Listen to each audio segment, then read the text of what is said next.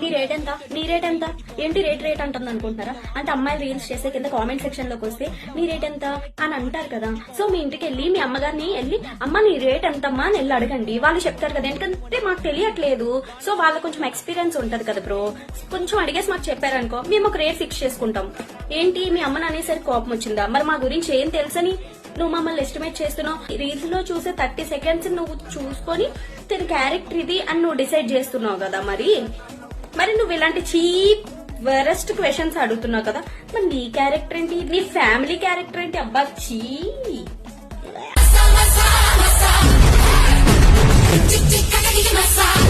మేము అనిపిస్తున్నాము అమ్మాయిలము అంటే మేము చేసే రీల్స్ బట్టి మా క్యారెక్టర్ ని ఎస్టిమేట్ చేసేస్తున్నారు.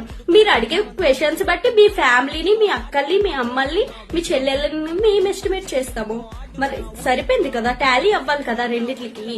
సార్ అంత మంచిగా ఉండరు అదే అన్నా, లేకపోతే ఫ్యామిలీస్ ఉన్నాయి కదా, దెబ్బ అయిపోతారు మీరు కూడా. ఈ రేట్లు అడుకునేసరికి మీ లైఫ్ టైం పూర్తయిపోతుంది. మారండి, మారితే బాగుంటది, లేకపోతే మీ సావు మీరు సావండి.